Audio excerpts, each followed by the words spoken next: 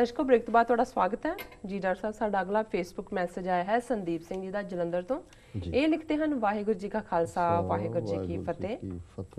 ਸਤਿਕਾਰਯੋਗ ਵੀਰ ਜੀ, ਮੈਂ ਤੁਹਾਡੇ ਵਿਚਾਰ ਸੁਣੇ ਅਤੇ ਕੁਝ ਹੱਦ ਤੱਕ ਸਹਿਮਤ ਵੀ ਹਾਂ। ਮੈਂ ਇਹ ਪੁੱਛਣਾ ਚਾਹੁੰਦਾ ਹਾਂ ਕਿ ਫੇਸਬੁੱਕ ਤੇ ਕੁਝ ਲੋਕ ਕਹਿੰਦੇ ਹਨ ਕਿ ਜਿਹੜੇ ਖਾੜਕੂ ਸਿੰਘ ਸੀ ਉਹ ਸਰਕਾਰ ਦੀ ਵਿਉਂਤਬੰਦੀ ਦਾ ਹਿੱਸਾ ਸੀ, ਉਹਨਾਂ ਨੂੰ ਹਥਿਆਰ ਦੇ ਕੇ ਖਾੜਕੂ ਬਣਾਇਆ ਗਿਆ ਸੀ। ਸੰਤ ਪਿੰਡਰਾਂ ਵਾਲਿਆਂ ਨੂੰ ਸਰਕਾਰ ਨੇ ਖੜਾ ਕੀਤਾ ਸੀ ਅਤੇ ਬਾਅਦ ਸਰਕਾਰ ਨੇ खुद ही मरवा दिता सी। कि ये ठीक है जी डॉक्टर साहब? वीर संदीप सिंह जी का बहुत बहुत शुक्रिया, उन्होंने सानू जलंधर तो लिखे जी। बेशक असी इस किस्म के जड़े हकूमती हथकंडे ने मिस इनफॉर्मेशन के गलत जानकारी दे उन्होंने संबंधी पिछले लगभग 2.25 साल तो लगातारता नाल जानकारी दिंदे आ रहे हैं, दे रहे हैं। जे वीर थोड़ी जी रिसर्च करनगे यूट्यूब ते जां दूसरे होर चैनल्स राहीं लिखतां राहीं तो इन्हां नूं बहुत सारी जानकारी इस बारे मिलेगी। लेकिन क्योंकि उन्होंने लिखा है, मैं इसनूं ज़रूर रिस्पोंड करना चाहांगा कि सरकार ने भी खाड़कू नां दे थल्ले पहरावा वो दे के जिन्हां नूं ब्लैक कैट्स जां कालियां बिल्लियां कहा जाता है खड़े कीते जी। और इस दी एडमिशन जां इस दा जड़ा इस नूं मनना ये ईवन रोबैरो ने जिहड़ी किताब बुलेट फॉर बुलेट लिखी, क्योंकि रोबैरो के जमाने च ही जो डायरैक्टर जनरल पुलिस बनया उदों ही ये कालियां बिल्लियां का ये फिनोमिना शुरू होया। उस पीरीयड तक ये सुमेध सैनी, इजहार आलम, भट्टाचार्य, ये सारे सुरजीत गरेवाल, ये सारे वो जालम पुलिस अफसर थां थाई कोई SSP कोई SP किते तैनात सी। इन्हां ने अपनियां निजी सेनावां भी बनाईयां जिहदे च उन्होंने खालसाई बाणे वाले जिहड़े बंदे भर्ती कीते, उन्हां चों कुछ वो भी सन जिहड़े कदे खाड़कुआं दा हिस्सा सन जां उन्हां दे नाल रहे, पर उन्हां नूं इन्ना टॉर्चर किया गया, उन्हां दे घर वालियां नूं इन्ना डराया धमकाया गया जां जलील किया गया कि वो फिर डर दे मारे जां लालच दे मारे जां कई जिहड़े इस किस्म के खाड़कू जिहड़े बदचलन होए जां उन्हां च कमजोरियां आईयां, जदों उन्हां नूं लग्या भी सानू असली खाड़कू जिहड़े ने सजा याफ्ता करनगे तो वो अपनी जान बचाने लई भी जिहड़ा पुलिस दीयां बिल्लियां बनन लई तैयार हो गए। सो ये एक हुण नोन फैक्ट है कि एक पूरी पैरलल जिहड़ी इस किस्म की एक मूवमेंट है कालियां बिल्लियां दी, वो एजेंसियां ने चलाई।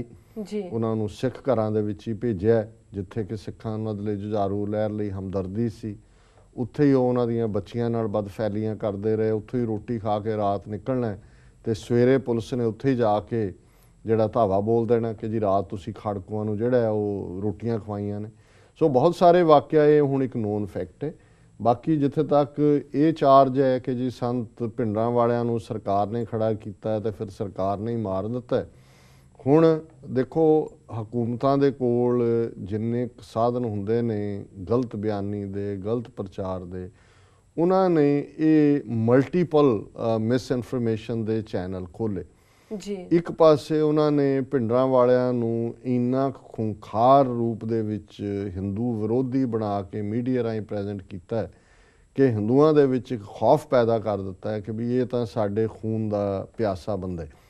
और जिस तरीके दे नाल उन्हां नूं संबोधन करदा रहा मीडिया, और इत्थों तक कि भी ईवन उहदा प्रभाव अमरीका तक भी कबूलिया गया। जदों असीं 60 मिनट्स के एक इंटरव्यू की गल मैं पिछले एतवार के दीवान च भी फ्लैशिंग की सी कि उसने इंटरव्यूअर ने संतां नूं पुछया कि जी लोग तुहानूं सिखां दा खमीनी कहंदे ने, तो तुसीं की कहना चाहोगे? हुण खमीनी दा एक फीयर सी अमरीकणां दे मन च कि बई ये तां बड़ी बेदर्दी दे नाल मार दिंदा है।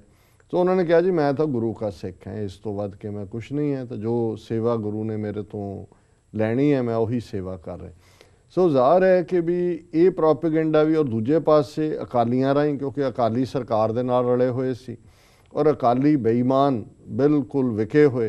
हुण इन्हां नूं भी लगदा सी अकालियां नूं कि जिउं-जिउं पिंडां वाले पॉपुलर हो रहे ने, सिख संगतां दे विच उन्हां दी थां बन रही है।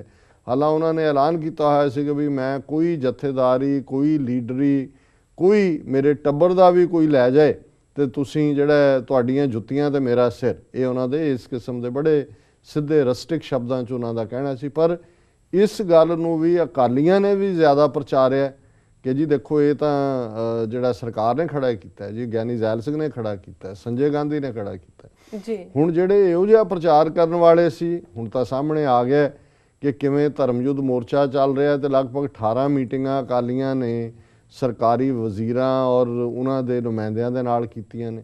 ਸੋ ਜਿਹਨੂੰ ਸਰਕਾਰੀ ਬਣਾਇਆ ਹੋਇਆ ਸੀ ਕਿ ਜੀ ਇਹ ਕਾਂਗਰਸ ਦਾ, ਉਹ ਤਾਂ ਜੂਝ ਕੇ ਸ਼ਹੀਦੀ ਪਾਈ ਉਹਨਾਂ ਨੇ। 72 ਘੰਟੇ ਉਹਨਾਂ ਨੇ ਅਕਾਲ ਤਖਤ ਸਾਹਿਬ ਨੂੰ ਡਿਫੈਂਡ ਕੀਤਾ to the last breath and bullet. So ਮੈਂ ਸਮਝਦਾ ਸੰਦੀਪ ਸਿੰਘ ਜੀ ਤੁਸੀਂ may be Ajay coffee young ਹੋਵੋਗੇ, ਸੋ ਹੋਰ ਵੀ ਤੁਸੀਂ ਜਾਣਕਾਰੀ ਜਿਹੜੀ ਹੈ ਡਿਫਰੈਂਟ, ਜਿਹੜੇ ਹੁਣ ਤਾਂ ਬਹੁਤ ਸਾਰੇ ਜਿਹੜੇ ਨੇ ਪੰਥ ਪ੍ਰਸਤ ਸੋਰਸਿਸ ਵੀ ਸਾਹਮਣੇ ਆ ਗਏ ਨੇ, ਬਹੁਤ ਸਾਰੀ ਜਾਣਕਾਰੀ, ਇੰਟਰਵਿਊਜ਼ ਔਰ ਹੋਰ ਤੱਥ ਵੀ ਸਾਹਮਣੇ ਨੇ। ਸੋ ਇਹ ਵੀ ਸਰਕਾਰ ਦੀ ਉਸ ਮਲਟੀਪਲ ਮਿਸ ਇਨਫੋਰਮੇਸ਼ਨ ਦਾ ਹਿੱਸਾ ਸੀ ਕਿ ਇੱਕ ਪਾਸੇ ਇੱਕ ਕੈਰਿਜ਼ਮੈਟਿਕ ਸਿੱਖ ਨੂੰ ਜਿਹੜਾ 20ਵੀਂ ਸਦੀ ਦੇ ਵਿੱਚ ਖਲੋਤਾ, ਜਿਹੜਾ ਝੁਕਿਆ ਨਹੀਂ, ਵਿਕਿਆ ਨਹੀਂ, ਜਿਹਨੇ ਸਿਰ ਤਲੀ ਤੇ ਰੱਖਿਆ ਔਰ ਜੂਝ ਕੇ ਸ਼ਹੀਦੀ ਪਾਈ, ਉਹਨੂੰ ਸਿੱਖਾਂ 'ਚ ਇਹ ਨਕਾਰੋ ਕਹਿ ਕੇ ਜੀ ਕਾਂਗਰਸ ਨੇ ਖੜਾ ਕੀਤਾ ਸੀ। ਹਿੰਦੂਆਂ 'ਚ ਉਹਨਾਂ ਦਾ ਇਮੇਜ ਬਣਾਓਗੇ ਜੀ ਇਹ ਤਾਂ ਜੇ ਅਸੀਂ ਨਾ ਮਾਰਦੇ ਤੇ ਇਹ ਤਾਂ ਖਾਲਿਸਤਾਨ ਬਣਾ ਦੇਣਾ ਸੀ, ਨਹੀਂ ਤਾਂ ਬਹੁਤ ਖੂੰਖਾਰ ਹਿੰਦੂਆਂ ਲਈ ਨਫ਼ਰਤ ਦੀ ਗੱਲ ਸੀ। ਸੋ ਜਿਵੇਂ ਜਿਵੇਂ ਤੁਸੀਂ ਇਹਨੂੰ ਰਿਸਰਚ ਕਰੋਗੇ ਤੁਹਾਨੂੰ ਤੱਥ ਜਿਹੜੇ ਨੇ ਉਹ ਪਤਾ ਲੱਗਣਗੇ ਔਰ ਫੈਕਟ ਸਾਹਮਣੇ ਆਉਣਗੇ। ਜੀ ਡਾਕਟਰ ਸਾਹਿਬ ਨਾਲ ਨੇ ਬ੍ਰੇਕ। ਵੀਅਰਸ ਵਿਚਾਰਾਂ ਦਾ ਸਿਲਸਿਲਾ ਇਸ ਤਰ੍ਹਾਂ ਚੱਲਦਾ ਰਹੇਗਾ। ਮਿਲਦੇ ਹਾਂ ਕਮਰਸ਼ੀਅਲ ਬ੍ਰੇਕ ਤੋਂ ਬਾਅਦ।